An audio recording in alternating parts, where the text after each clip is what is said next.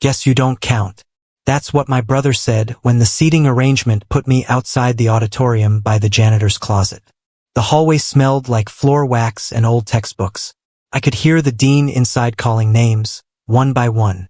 My mother adjusted her camera. My father checked his watch. I tightened my grip on the gift I'd wrapped the night before, smoothed my navy blazer, and chose silence. No argument. No tears. I stood up and walked out into the California afternoon. 20 minutes later, the ceremony went silent, and a voice over the loudspeaker stopped mid-sentence. Here's what happened next. The California sun was brutal that afternoon, the kind that makes asphalt shimmer like water. My brother Kevin had chosen Berkeley for its prestige, the kind of place where people took photos just to prove their kid made it. The auditorium overlooked the campus green, filled with parents in expensive cameras and proud smiles. Every seat inside was numbered and assigned. Mine apparently was in the hallway next to the maintenance equipment. I'd driven up alone 5 hours from San Diego, replaying Mom's last text in my head. Please, Felix, no drama today. It's Kevin's day. That was all I ever was to her. An instruction, a warning label. Don't make noise. Don't take space. Don't remind anyone there's another son. Growing up, we were the cliché you see in family photos, the golden child and the invisible one. Kevin had medals and awards. I had decent grades no one looked at. He'd fail and get tutors. I'd succeed and get ignored. Mom said I was self-sufficient. Dad said I didn't need validation. Both meant the same thing. Invisible was convenient. The last time I saw them all together was Christmas 2 years ago. I remember the house smelling like cinnamon and pine. Kevin was studying abroad in London, and for once the conversation didn't revolve around him. Mom asked me to grab some old photo albums from the attic.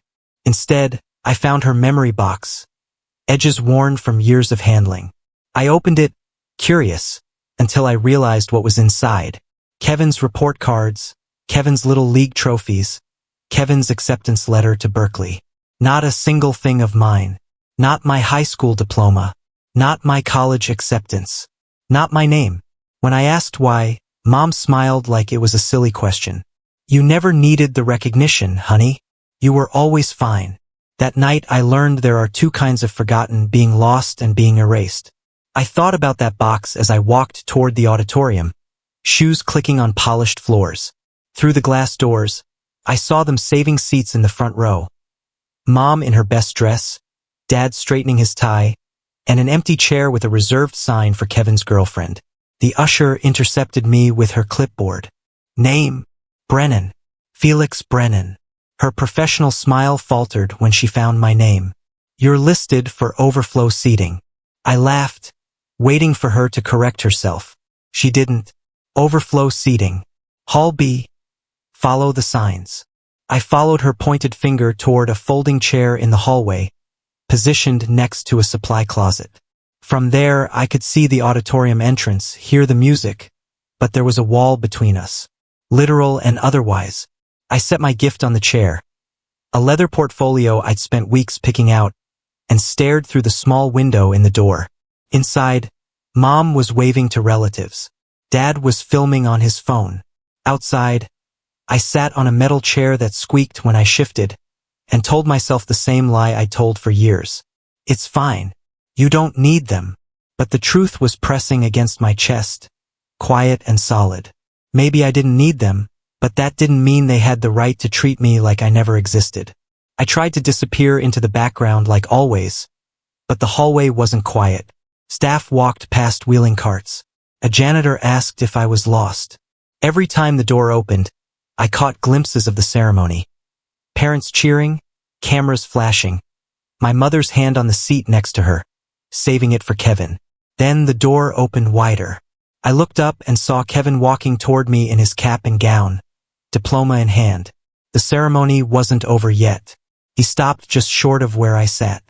His reflection caught in the glass door, two versions of him. One celebrated inside, one cruel outside. Well, he said, tilting his head. Looks like they finally figured out where you belong. I blinked. What's that supposed to mean? He smiled, that half smile I'd seen since childhood. the one he used before taking credit for something I did. Guess you don't count. The words landed so softly, I almost missed how sharp they were. Guess you don't count. Like it was math. Like I was a miscalculation. For a second, I said nothing. My throat went dry, the kind of dryness that comes from swallowing too much pride. You know, I said quietly, there's always been room for both of us. You're the one who keeps shrinking it. His eyes narrowed. Oh, please. Not everything's about you. This is my day. You could at least pretend to be happy for once. I let out a small laugh, the kind that sounds like air escaping. You made sure I couldn't even sit in the same room. What exactly am I celebrating? For a moment, the mask slipped. I saw something flicker, fear maybe. Then he straightened. You always twist things. Maybe Mom was right. You make everything difficult. The name hit harder than I wanted it to. I pictured that memory box again. Every item Kevin's. None of it mine. I'm not difficult, I said. You just never liked that I see things the way they are. He rolled his eyes. You sound pathetic. Face it, Felix, nobody needs your approval. Not here, not ever. He turned and walked back into the auditorium, leaving a trail of entitled arrogance. I watched him go, his gown swishing against the floor, and felt the familiar burn behind my eyes. But this time it didn't hurt the same way. It burned cleaner. When the door closed behind him, I picked up the leather portfolio from the chair. The gift I'd chosen the night before, wrapped with care. I traced the edge once, then slipped it into my bag. If they didn't want me inside, fine. But I wasn't leaving empty-handed. Not this time. For a while, I just sat there, fingers pressed against the smooth leather, listening to the muffled applause leaking through the doors. They were announcing honors graduates. Perfect moment. I imagined Mom crying proud tears, Dad recording every second, Kevin basking in applause. The same scene I'd watched my whole life from the edges. But edges cut. I stood up slowly, my reflection caught in the glass. Still composed, maybe even dignified if you didn't look too closely. Inside the bag, the portfolio felt heavier than it should. I had prepared it carefully the night before. It wasn't just a gift. It was proof, something that could shatter the image Kevin had built out of lies. 4 months earlier, I'd received an email from Kevin's academic advisor. It was meant for my father but got sent to me by mistake. We have similar email addresses. The subject line read, Kevin Brennan, Academic Probation Notice. I opened it.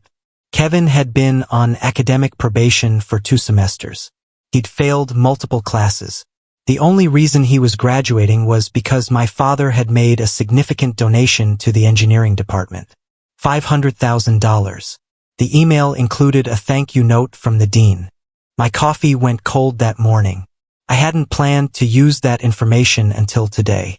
Before leaving the hallway, I walked to the registration desk near the auditorium entrance. The volunteer was distracted, checking people in. I slid a manila envelope onto the table with the other programs and materials. On the front, in clear letters, for Dean Richardson, urgent. Inside was a printed copy of the email chain, the probation notice, and the donation receipt. Not a threat, just the truth. I stepped back, checked my reflection one last time, and straightened my blazer. My heart wasn't racing. It was steady, calm in a way that felt almost foreign. Then I turned and walked toward the exit. The California heat hit me like a wall. The campus stretched out green and perfect, a mirror I didn't need anymore. I could hear the faint sound of pomp and circumstance behind me.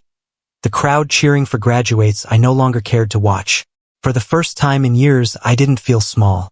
I didn't feel invisible. I reached the parking lot, the crunch of gravel under my shoes like punctuation. No dramatic goodbye, no confrontation, just the quiet closure of a car door. As I started the engine, I looked back once at the auditorium windows, the silhouettes of proud parents, and whispered to myself, let the truth find its way. Inside the auditorium, the dean was preparing closing remarks. Parents were gathering for photos. Kevin stood with his diploma, surrounded by family, grinning for the camera. Then a volunteer approached the dean with a manila envelope. Someone left this for you. Marked urgent. The dean opened it between speeches. His face changed. He looked at Kevin, then at my father sitting in the front row. He motioned to his assistant, whispered something, and walked off stage. 5 minutes later, my father's phone rang. He stepped into the hallway to take it. His voice carried. "What do you mean investigation? He graduated. The ceremony is over." A pause. "Who sent you this?" Another pause. Longer. "This is a family matter. You can't just—" I didn't hear the rest. I was already on the highway, windows down, heading south. But I know what happened next because my phone wouldn't stop buzzing. 16 missed calls from Mom. 4 from Dad. 2 from Kevin. 1 from a number I didn't recognize. I didn't check any of them. The quiet was worth more than explanations. By the time I reached San Diego, the sun was setting orange and gold over the ocean. I walked into my apartment, small and paid for with my own money, and hung my blazer on the back of a chair. A new message appeared on my phone. "Felix, please call. We didn't know." That was Mom. She always said that when things finally went wrong. We didn't know, but she had known all along. Every time she'd told me to be quiet. Every time she'd laughed at Kevin's jokes at my expense. Every time she'd said, "You're fine."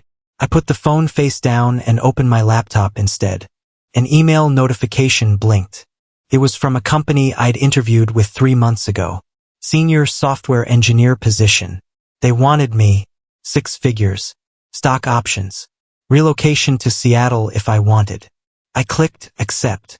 Before bed, I stepped out onto my balcony. The ocean air smelled like salt and freedom. Across the water, the sunset painted everything in shades of gold and purple. They could keep their apologies, their explanations, their version of the truth. I had mine now. For the first time in my life, silence didn't mean being unseen. It meant being free. At my brother's graduation, I was seated in the hallway. This evening, I'm sitting by the ocean. Same silence, different meaning. Back then, it was humiliation. Now it's peace. Sometimes the loudest revenge isn't a scream. It's the sound of your own footsteps leaving the room. They thought I'd always stay, waiting for their approval. But I don't wait anymore. I don't beg for space at someone else's table. I build my own. If you've ever been pushed aside by the people who were supposed to love you, know this: walking away isn't weakness. It's the beginning of freedom. Tell me, have you ever had to walk away from your own family? Share your story below and stay for the next one.